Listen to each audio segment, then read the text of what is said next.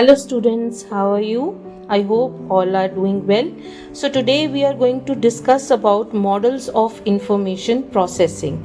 So there are two models of information processing. They are very important. Parallel distributed processing model, which is better known as PDP model, and it was given by Rimmel, Hart, McClelland and others in 1980s. And second very important model of processing is levels of processing model. So we will be discussing them one by one. Number one is parallel distributed processing model. It is also known as connectionist or neural network model. It is basically based on the idea that information is processed simultaneously across the network of interconnected nodes, as we see in the functioning of neurons in the brain.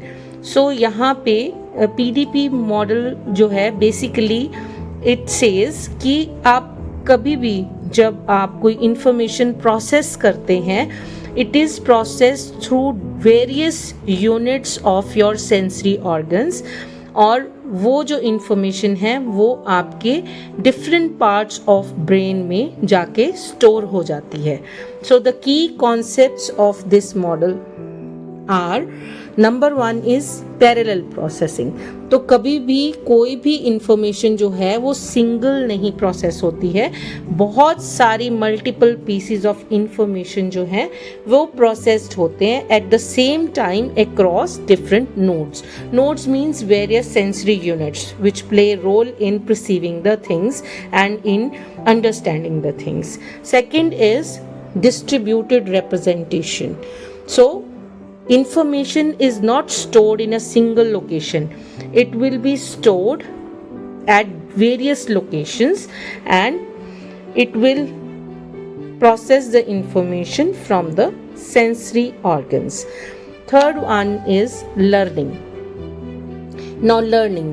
The strength of the connections between the nodes changes with the experience. So which node is working better and which has better strength than other connections depends on the experiences we are having through different nodes and their connection between the nodes. Third one is learning, and fourth one is activation. Now nodes in the network, they can be activated through various stages and it depends on the strength of the input which is received. तो किस part ने सबसे ज़्यादा किस चीज़ को understand किया है या परसीव किया है, वो पार्ट बताएगा कि उसकी एक्टिवेशन कहाँ से हुई है. Now let us take a very simple example of this. While walking in a crowd, you recognize some face. तो एकदम से आपके माइंड में क्या आता है जब आप किसी को एकदम से देखते हैं? तो आपका माइंड जो है, आंखें जो हैं उसके चेहरे को पहचानने की कोशिश करती हैं. कुछ लोग उसके फीचर्स को देखने की कोशिश करोगे, कुछ जो हैं उसकी जो गेटअप है, जो भी उसने पहना हुआ उसको देखेंगे, कुछ उसने कुछ कहा था उसके बारे में सोचेंगे. तो आपके डिफरेंट नोड्स जो हैं they are processing information and putting that information into your brain, और वहाँ पे वो पैरेलल प्रोसेसिंग हो रही है. Multiple pieces of information are going into your brain and brain is processing that information, और वो इंफॉर्मेशन एक जगह पे स्टोर नहीं हो रही है, वो बहुत सारे जो पार्ट्स हैं ब्रेन के वहाँ पे उसकी स्टोरेज हो रही है. और लर्निंग जो है वो आपको कब किस वे में याद आया वो डिपेंड करता है स्ट्रेंथ ऑफ द कनेक्शन. मतलब आप उसको कहाँ कनेक्ट करते हैं, उस चीज़ को आपकी ब्रेन उसको कहाँ कनेक्ट करती है, and then that information is activated and that node in the network is activated through various degrees, and it all depends on the strength of the input which is received.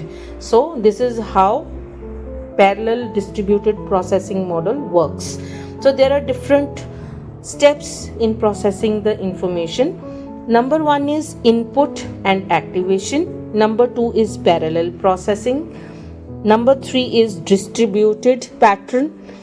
distributed representation, fourth one is pattern matching, and then learning and adapting. So these are the steps by which we can process the information. So this model is very realistic representation of how our brain works, और ये align करता है आपकी artificial neural network को operate करने के लिए, and which is used in machine learning and artificial intelligence. So artificial intelligence जो आज के टाइम पे बहुत ज़्यादा वर्क कर रहा है and everybody is using artificial intelligence, तो वहाँ पे ये मॉडल जो है that will be very useful in processing the information. Now इस मॉडल को हम और इजी वे में समझने की कोशिश करते हैं. तो जो स्ट्रक्चर है पीडीपी मॉडल का, उसमें क्या क्या होता है. फर्स्ट जो इनपुट यूनिट्स हैं, इनपुट यूनिट कौन से होते हैं, जैसे आपके सेंसरी यूनिट्स हैं. तो जो मैसेज वो यूनिट्स रिसीव करेंगे from the environment that goes into the different parts of the brain. अब वहाँ पे कुछ हिडन यूनिट्स होते हैं, वो इंटरमीडिएट लेयर्स होती हैं, मतलब इमीडिएटली फर्स्ट लेयर के बाद सेकंड लेयर जो होती है वो हिडन यूनिट होता है, जो कि इंफॉर्मेशन को रिसीव करता है from the input units, and वो डायरेक्टली इंटरेक्ट नहीं करते हैं आउटसाइड वर्ल्ड से, पर वो उनका रोल प्ले होता है जब वो इंफॉर्मेशन वहाँ से लेते हैं जो इनपुट यूनिट ने दी थी. That is why these are known as hidden units. They process and transform that input data. Then comes the output unit. So first one is input unit, second is hidden unit, and third one is output unit. तो output unit कौन सा होता है? That represents the final outcome or the decision made by the network. ठीक है, तो जो भी इंफॉर्मेशन रिसीव हुई है उसका फाइनल आउटकम कहाँ से होगा, जो भी इंफॉर्मेशन आपको मिली है थ्रू डिफरेंट नोड्स और नेटवर्क, वो आप जो है उसको प्रोसेस करेंगे, like recognizing an object, then generating your response. तो इस तरह से ये मॉडल जो है वर्क करता है. एंड ये मॉडल जो है ये कोग्निटिव साइकोलॉजी यानी कि psychology which is related to thinking, उसमें बहुत ज़्यादा यूज़फुल है. AI, as I have already told you, artificial intelligence, then neurosciences में भी इसका बहुत बड़ा रोल है. तो यहाँ पे 4 चीज़ें हैं जो हमें याद रखनी है इस मॉडल की. That is number 1 is language processing, that is how language are learn by the human beings. Then इसमें सिंटेक्स वर्क करता है, लाइक उसका सिंटेक्स क्या होगा, मीनिंग यानी कि सिमेंटिक्स एंड फोनोलॉजी. उसके बाद second is memory, how it is stored and retrieved. thirdly it's perception, means integration of your brain by different sensory information to recognize the objects, and fourthly development of artificial neural network. So this is how we can represent through the diagram that first stage or first part that receives the information is through input unit, that is senses. Then there comes the hidden unit that process the information received through input units, and then the decision which is made by the information processed in the brain. So this is about the structure of PDP model. Now the second model is level of processing model, यानी कि LOP. This is very interesting model, and this model was given by Fergus Craik and Robert Lockhart in 1972. That model was given in 80s and this model was given in 1972. So it gives the explanation of how depth of mental processing affects the memory retention, means how you process the information and that will affect your memory retention, the mental processing. So it tells us that the memory is not a separate system, it is byproduct of how deeply the information is processed. So on the basis of that it is divided into 3 types. Number 1 is shallow processing. देखो जैसे हम लोग cooking करते हैं ना, तो हम बोलते हैं shallow frying, deep frying, okay तो उसी तरह से जो हमारी मेमोरी है उसमें भी इंफॉर्मेशन जो प्रोसेस होती है वो इसी तरह से होती है, वो डेप्थ उसकी डिपेंड करती है कि which type of processing it is. तो शैलो प्रोसेसिंग क्या होती है, ऊपर ऊपर से किसी चीज़ को करना, ठीक है। तो structural processing is one of those. Shallow processing ये 3 तरह की होती है, फिनोमिक, आउटकम एंड स्ट्रक्चरल। तो स्ट्रक्चरल प्रोसेसिंग जो होती है ये बेसिक लेवल होता है, जो फोकस किसके ऊपर होता है, उसका स्ट्रक्चर के ऊपर, कि कोई भी चीज़ जो आप प्रोसेस कर रहे हो उसका स्ट्रक्चर कैसा है। ओके उसी तरह से फिनोमिक होता है कि वो साउंड कैसे करता है। Okay processing the sound of information means how it sounds. Thirdly comes the outcome, less likely to be remembered, ये याद नहीं रहता है हमें कि वो कैसे उसका वर्क किया, और वो मेमोरी में ज़्यादा देर रिटेन भी नहीं रहता है। And it does not have any meaning और इलेबोरेशन, क्योंकि इसका मीनिंग नहीं है, इसको इलेबोरेट नहीं कर सकते, इसीलिए ये हमारी मेमोरी में नहीं रहता है। ओके तो शैलो प्रोसेसिंग में 2 ही चीज़ें वर्क करती हैं, एक उसका स्ट्रक्चर और दूसरा उसका साउंड। तो सेकेंड टाइप की जो प्रोसेसिंग है वो है इंटरमीडिएट प्रोसेसिंग। तो ये middle of deep processing and shallow processing में आती है। ये इसकी थोड़ी डेप्थ ज़्यादा होती है किसी चीज़ को प्रोसेस करने की।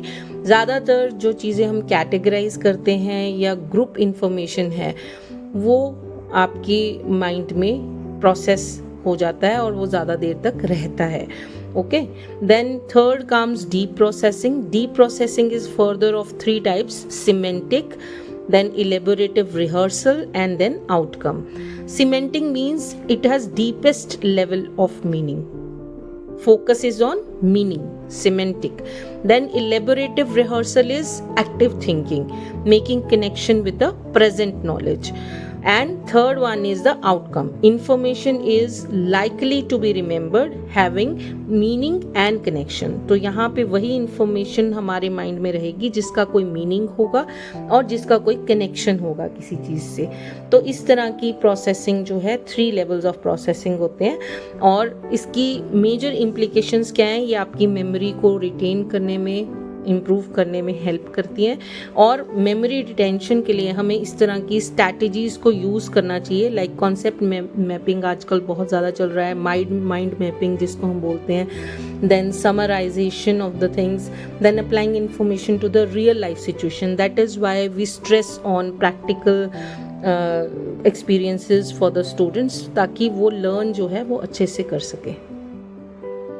So students, today we have discussed 2 models. Now with very simple example I'll try to conclude this topic. Number 1 is PDP model. So PDP model in simple terms is like a team of people working together to solve some problem instead of one single person. तो जो भी information जा रही है वो through different nodes और networks जो है वो प्रोसेस हो रही है, and through sensory units, and that goes into the different parts of the brain, like waking up in the morning. जैसे आप सुबह उठते हो तो सुबह एक पार्ट जो है वो अलार्म जो है उसको सुनता है, एक पार्ट जो है वो आपको हेल्प करता है डिसाइड करने में कि आपको कब उठना है, then decision, final decision that now you have to wake up, now it's time to wake up. Similarly while making breakfast, चाहे आप बनाओ चाहे आपकी मदर्स बनाएं, दे हैव टू डिसाइड कि फूड चॉइसेस क्या हैं हमारे पास। तो एक पार्ट जो है वो ये सोचता है कि हमारे पास आज फूड चॉइसेस क्या हैं, सबको क्या क्या पसंद है, मेरे पास घर में क्या है, मुझे क्या बनाना है, देन टेकिंग द डिसीजन कि मेरे पास बनाने के लिए मुझे उसको कितना टाइम चाहिए और क्या चीज़ जल्दी बन सकती है, then taking on the decision that this has to be made. Okay so this is all about PDP model, मतलब पैरेलल इंफॉर्मेशन जो है, piece of information that goes into the brain and then decision making is done. तो जो LOP है, LOP is levels of processing model.